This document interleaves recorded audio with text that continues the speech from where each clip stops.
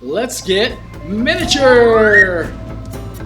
We made a miniature world. Wow, your friend! No more. Where's that super armor killing machine again? Hey, Roderick, great to see you, man! Oh, well, yeah, you're just a piece of plastic. I know. It's cool. Hey, great to have you with me today on the DM's Craft. This is a special episode that combines two of my favorite things: crafting terrain and crafting stories, crafting adventures, all right? So we're going to combine the two in this episode, and I'm going to show you this really cool vehicle I made for this fantasy vehicle I made for my Quest Givers adventure called On the Run. So this monstrous machine, mechanical, magical, monstrous machine is chasing you down this mountain, right? And it is, terrifying. There's hags on it. There's these things called Drex, which are like these little goblin-like creatures inside, like a hamster's powering this thing.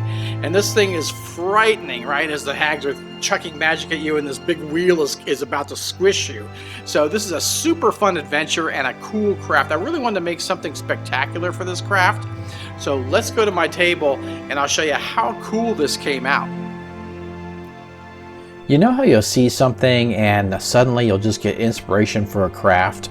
Well, that's what happened to me with this death wheel. I wanted to make the wheel interesting and unusual, and I saw these rolls of tape at the Dollar Tree, so they were only $1 each, and I thought, oh, I could do this interesting kind of layered idea you can see on the picture here, where the smaller, wider roll is in the center, and the larger, shorter width rolls are on the outside. So I thought that'd be a really interesting design, and that's what I decided to go with.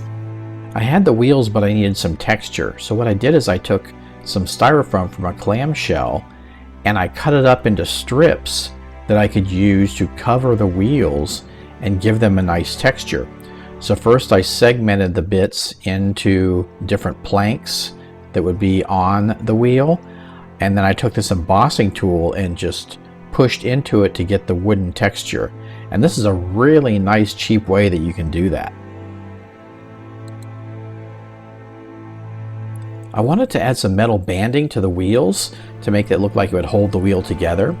So what I used is this glossy cardstock, and this is just from a donut box. What I like about the glossy part is that the paint doesn't soak into it, and it looks more like a piece of metal as opposed to like a piece of cardstock with a rough surface. That smooth surface gives it a nice look. It looks like metal. You'll notice here also that I'm dragging my blade along it. That'll give a little bit of damage and scuff marks to it, and that I've segmented it into squares. And the reason I did that was because I'm going to put spikes on this, and I want an easy way to measure where the spikes will go when I glue them on. Once you get your styrofoam all textured, you just cut them out and hot glue them to the tape rolls. I just glued the cardstock banding in the middle of the wheel and I was good to go. Used hot glue on that. I had my wood texture and banding on the wheels, but I still had a problem because the outside of the wheels didn't have any texture and it was still a roll of tape. So I had to figure out how I would fix that, and I used my modeling paste. I love this stuff. It's great. You can find my links below in my Amazon store. So I just painted a thin coat of this on here on the edge of the wheel, or on the edge of the tape roll, and then I just dragged a toothpick through it towards the center to give it like a wood-like texture, and that really worked out fantastic. This stuff is great. It dries hard but flexible, and it's just great for all kinds of projects like this. Kind of the lore of the death wheel is that there are these creatures called Drex that are running inside like hamsters, and the Drex are kind of these goblin-like creatures, so they're being controlled by their masters and they're running in there like hamsters. And so I imagine that they're kind of in the center, that large area of the wheel, and then I just had to assemble these. So I just hot glued them all together, and you can see we got a really interesting look with the two outer larger parts and the much wider inner part. You know, of course with crafting you can do everything by hand, but sometimes it's just easier just to use a prefab product, especially if it's not very expensive. And I decided to use these as the caps for the wheel, so I wouldn't have to cut out perfect circles to fit, and they already had the wood texture on them, so that was perfect.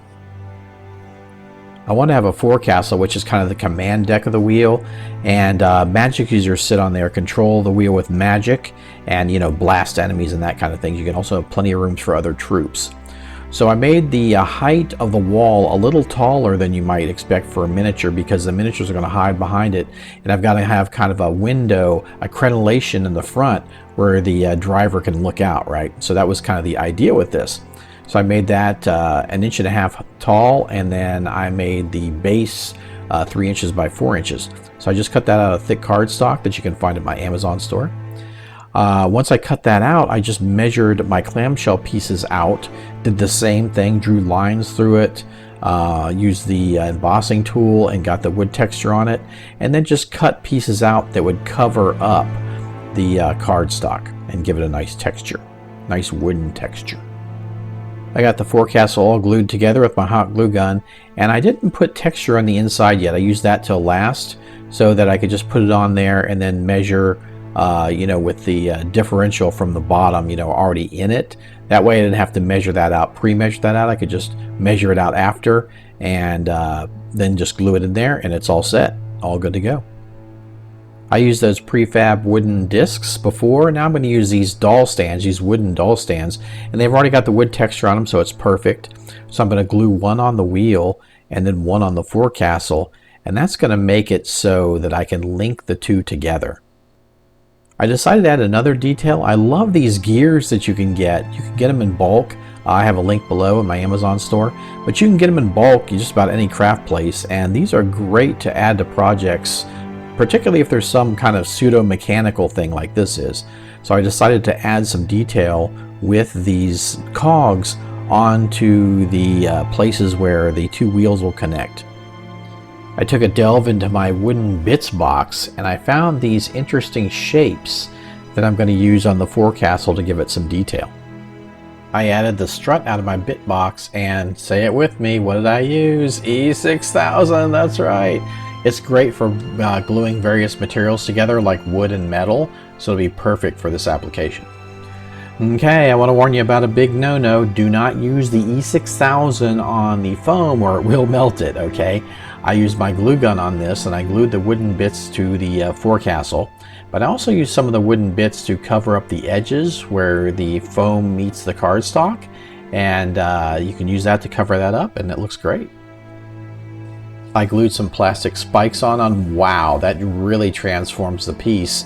I did glue these on with E6000 because you'll notice that none of the pieces are touching the styrofoam. They're all touching something else, so it's okay to use the E6000, which works great on plastic and other materials. Beads can be used for great detail, and I glued some to the corners as well as the center of the wall on each side. Then on top of each bead, I glued a plastic spike, so this thing is going to even be more wicked looking. So really cool. Wait till we get this painted. It's going to look great. I wanted to add some more detail to the center of the wheel, so I added these teardrop shapes. I just white glued those on the wood, and I decided to add more bigger struts to the center, so I just glued the same pieces as the first one to each other with the white glue, and I got like a wider looking strut, like a compound strut. I also added some cogs to the outside of the struts to make it look like it's going through the strut, like it's bolted into the strut. A strip of donut box white glued to the center of the struts like a banding bar, and then I added some rhinestones for the bolts that were holding it on. I wanted to add one last little detail to the forecastle, so I cut a skull in half with this blade. Be careful when you do this kind of stuff. Then I E6000'd it to a piece of wood I had that looked like a shield. I thought that was really neat. And then I glued that to the top of the forecastle on the other wood pieces. So a really cool look. I think that really topped it off. My last little detail was a cosmetic thing. I used some modeling paste around the window in the front to blend the layers together of the cardstock and the foam, so you don't see the separate layers. It just looks like one piece. I wanted to spray paint it for the most part, but you really can't because the foam would melt, so that's a big problem. So to strengthen and color in the foam, I used black gesso mixed with Mod Podge, matte Mod Podge, and I painted all the foam areas with it. So not only does it strengthen it, it actually protects it from the spray paint. It was actually a pretty simple matter to paint the thing. I just painted all the wooden areas with a dark brown and all the metal and banded areas with a gunmetal. Once the base coat was dry, I just gave it a once over of my black wash, and that is just water, black gesso. I really like the black pigment of the gesso. It has floor wax, glossy floor wax, and a few drops of dish soap, and that makes a really great wash that goes in all the cracks and crevices. To finish up the paint job, I used a mushroom brown, which is kind of this muted brown, and it looks great. It makes it look like old wood. I discovered that the color shifting black from plaid is really great for distressing. You can see on the metal banding here that I added something on there, and it really makes a great look for distressing and discolorations.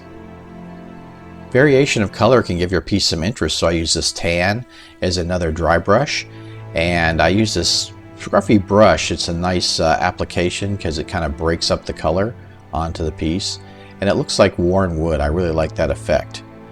This is a little bright right now as I'm putting it on, but it will darken up as it dries, so take that into consideration when you paint. One thing you'll notice on the bottom here is I didn't have the spikes go all the way around. That way the wheel can stand up on its own without having any kind of stand, to stand on. If I put the spikes on, it would be sticking up off the table, so I decided not to put the spikes on the whole way around. Now let's take a look at the completed piece with the troops in the back so you can see how it looks all together and ready for the tabletop.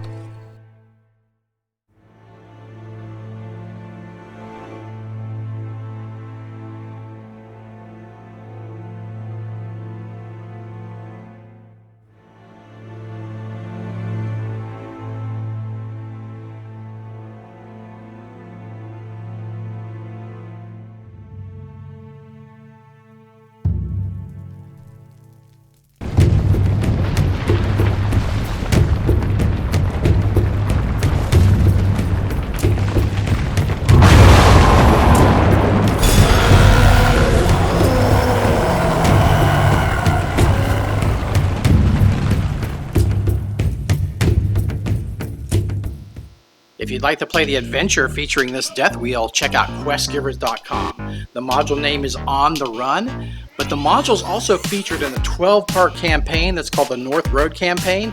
12 adventures, 4 short quests, and an epic campaign that is ready to go right to your table. It is system neutral, so you can use it in any system you like. That's what I really love about it, and I'm really proud of these adventures, and I think you're going to have fun running them. So check out questgivers.com to pick that up. I would like to give a round of applause for these people for helping to bring you the DM's Craft. Thank you very much for your generous support.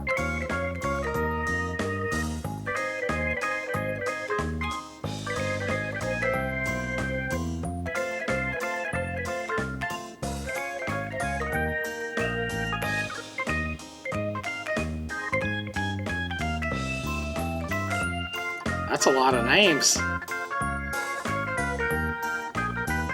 Thank you so much.